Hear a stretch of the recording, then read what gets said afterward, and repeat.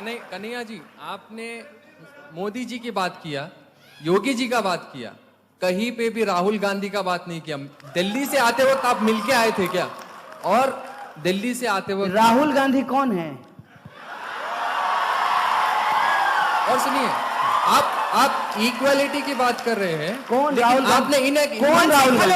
Hello, आपका प्रश्न राहुल गांधी के बारे में क्यों नहीं बताया? बस यही है, और कुछ है? इक्वालिटी की बात करते करते आपने सिर्फ बीजेपी को टारगेट किया, जो 5 साल से अभी आई है। 60 इयर्स जो बाद में कांग्रेस ने किया, उसका कुछ नहीं देखा आपने, उसका एक भी नहीं देखा। जो दिखा योगी जी, आपका प्रश्न मोदी जी है। आप सुने ही नहीं, आप ध्यान ही नहीं दिए। लाल बहादुर शास्त्री 1904 में पैदा हुए, मुगल सराय में पैदा हुए, 1952 में रेल मंत्री बने, और एक बार रेल दुर्घटना हो गई थी तो उन्होंने कहा कि हम इस्तीफा दे देंगे। ये 2014 से पहले की घटना है ना? ये 2014 से पहले की घटना है कि 2014 के बाद की घटना है? 2014 के बाद जो हुआ कि मुगल सराय स्टेशन का नाम बदल करके दीनदयाल उपाध्याय के ऊपर रख दिया गया। तो आप मुझे बताइए कि इस देश में जो सरकार है, सवाल उससे पूछा जाए कि नेहरू से पूछा जाए? आप बता दीजिए। ये तो वही बात हो गई ना, इस पे हमने बात की, हमने कहा आपको। देखिए, ये एकदम जानते हैं संबित पात्रा स्टाइल सवाल है। ये क्यों है, ये क्यों है, इसको आप समझिए। आप जो है, आप मुझे ये टैग करना चाहते हैं कि आप 2014 में जो हो रहा है उस पर ही सवाल कर रहे हैं। नहीं, थोड़ी सी जहमत उठाइए। मैं उम्मीद करता हूं कि आपके पास एंड्रॉइड फोन होगा, और आजकल 4G स्पीड भी जियो धन धनाधन दे रहा है, तो आप जो है उसको खोलिए, और आप जो है मेरा टाइमलाइन 2014 से पहले जाकर के चेक कर लीजिए कि क्या एक भी सवाल हमने मोदी जी से पूछे हैं? एक भी सवाल हमने मोदी जी से नहीं पूछे हैं। जो भी सवाल हमने पूछे हैं माननीय डॉक्टर मनमोहन सिंह से पूछे हैं। यही हमारी जिम्मेवारी है बतौर नागरिक, बतौर citizen of this country. It is our responsibility to ask the question to the power. माने कमजोर से सवाल तो कोई भी पूछ सकता है। कमजोर से सवाल पूछने में क्या है? जो पावर में बैठे हैं उनसे सवाल पूछिए। आप बताइए, आप कह रहे हैं राहुल गांधी, क्यों नहीं राहुल गांधी? प्रधानमंत्री हैं देश के, क्या है? अरे जब प्रधानमंत्री हो जाएंगे तब राहुल गांधी से भी सवाल पूछेंगे, इसमें क्या दिक्कत है? और ये बात आप मेरा नोट करके रखिए कि राहुल गांधी प्रधानमंत्री हो जाएंगे, और राहुल गांधी जो आज बात बोल रहे हैं, यदि उस बात को नहीं पूरा करेंगे तो इसी मजबूती से राहुल गांधी से भी सवाल पूछेंगे। यह बात को हम आपको कह देना चाहते हैं।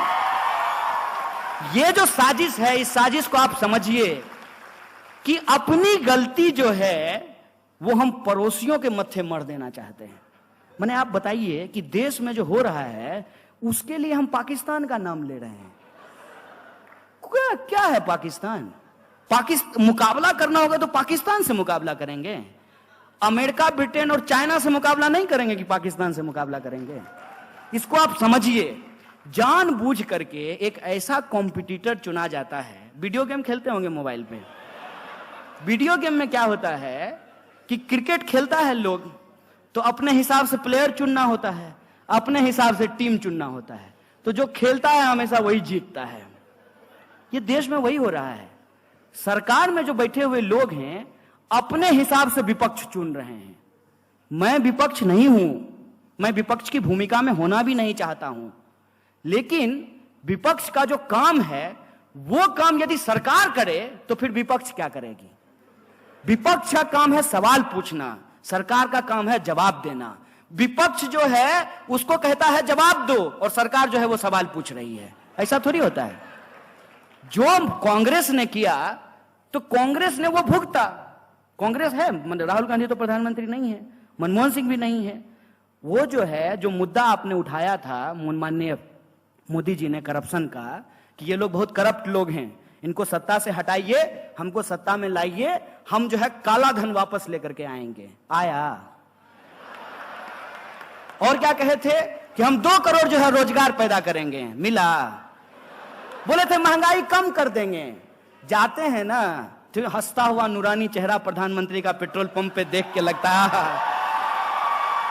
कि काश जो है, काश मोदी जी का, जैसे उन्होंने प्रचार में 3D फोटो मोदी जी का घूमता था एकदम ऐसे चलते हुए 3D।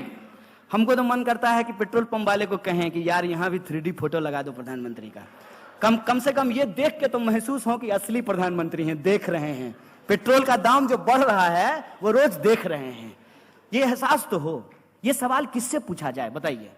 वो जानते हैं क्या करते हैं? ये सवाल वो जेएनयू पे के ऊपर रख देते हैं, ये सवाल वो हमारे ऊपर रख देते हैं। ये सब आप तो आप शरीफ आदमी हैं, आप बहुत अच्छे तरीके से पूछे हैं। लोग जानते हैं हमको क्या कहता है? लोग तो कहता है कि ये क्या बोलेगा, ये तो देशद्रोही है। अब बताइए, ये भी सवाल सरकार से पूछना चाहिए जो हमसे पूछ रहा है। देश में गृह मंत्री हैं, कड़ी निंदा करते रहते हैं इसे हाथ हिला के। देश में जब गृह मंत्री हैं, देश में कानून है, देश में न्यायपालिका है। अगर हमने देश के खिलाफ कुछ बोला है तो हमको पकड़ करके जेल में डालिए।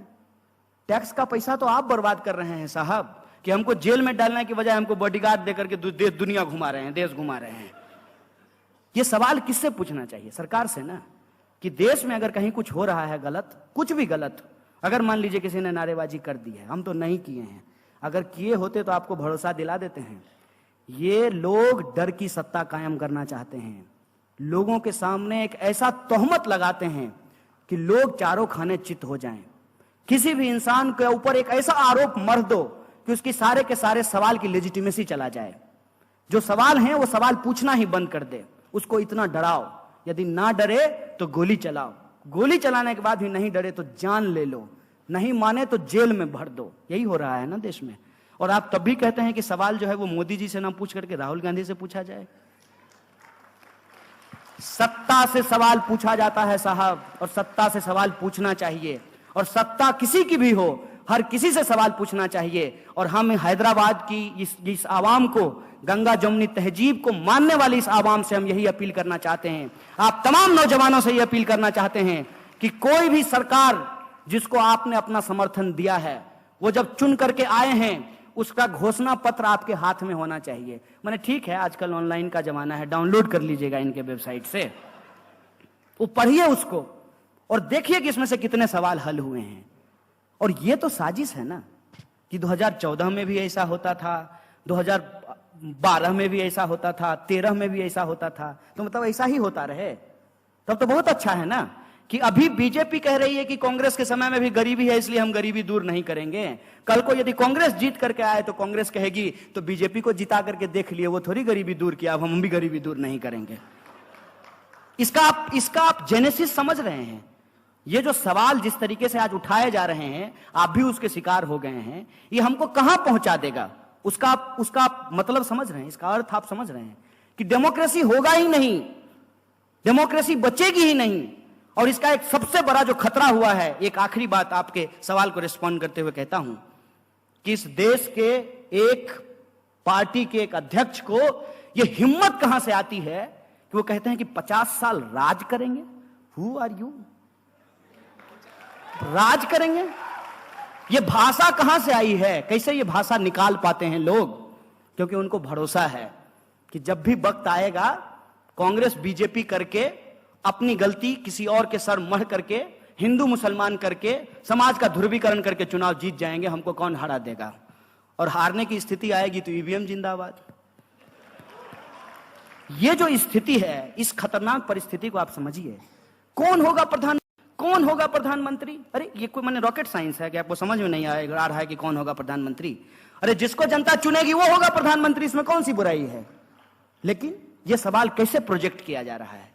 ये सवाल ऐसे प्रोजेक्ट कर रहा है जैसे 2019 में चुनाव नहीं होगा, पार्लियामेंट्री डेमोक्रेसी नहीं होगी, WWF का फाइट जो है राहुल गांधी होंगे और दूसरे तरफ जो है मोदी जी होंगे, दोनों के बीच में फाइटिंग होगा और जो फाइटिंग जीतेगा वो देश का प्रधानमंत्री बनेगा। ऐसा है क्या? इस देश में 545 सीट पे चुनाव होना है। 545 सीट पे जब चुनाव होगा, उसमें जिसका बहुमत होगा, जिस सरकार की बहुमत होगी, जिस अलायंस का बहुमत होगा, वो लोग जाकर के अपना जो है प्रधानमंत्री चुनेंगे, वो अपना मंत्रिमंडल चुनेंगे। यही होता है ना पार्लियामेंट्री डेमोक्रेसी। ये प्रेसिडेंशियल मोड ऑफ डेमोक्रेसी है।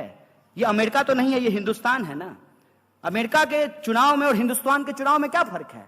अमेरिका में प्रेसिडेंशियल मोड ऑफ इलेक्शन है, जनता सीधे प्रेसिडेंट का चुनाव करती है। हम अपने यहां सीधे प्रेसिडेंट का चुनाव नहीं करते हैं, सीधे प्रधानमंत्री का चुनाव नहीं करते हैं, हम एमपी का चुनाव करते हैं। और हमारे एमपी जो हैं वो जाकर के प्रधानमंत्री का चुनाव करते हैं। इनको कौन ये पावर दे दिया है? हाथ में जो है माइक ले लिया और कैमरा ले लिया और अपने आप को दुनिया का सबसे स्मार्ट आदमी समझ रहे हैं।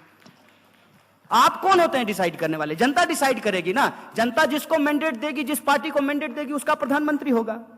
योग इसलिए बोला गया है ताकि आपको यह कहा जाए, ठीक है यार 90 रुपए पेट्रोल खरीद रहे हैं तो क्या है, लेकिन पप्पू को वोट दे दें। इसलिए बोला गया है। यह साजिश आप समझिए। ये इसलिए बोला गया है कि आप हर सवाल के जवाब में यह कहें तो क्या राहुल गांधी को वोट दे दें। यह इसलिए कहा गया है। और एक बात मैं आपको बता देता हूं कि राहुल गांधी पप्पू हैं कि नहीं हैं, यह तब पता चलेगा ना जब वो देश के प्रधानमंत्री बनेंगे। लेकिन प्रधानमंत्री गप्पू हैं, यह पिछले 4.5 सालों में पता चल गया है। यह बात मैं आपको बता देना चाहता हूं। इसको इस तरीके से हम लोगों को सोचना चाहिए। और पार्लियामेंट्री डेमोक्रेसी में जिसकी जिम्मेवारी जो है उसको वो जिम्मेवारी निभानी चाहिए। और बतौर नागरिक मेरी जिम्मेवारी ये है कि सत्ता हमको कितनी भी डराने की कोशिश करे, हम सवाल पूछेंगे और तब तक पूछेंगे जब तक हमको जवाब नहीं मिल जाता है। बहुत बहुत धन्यवाद।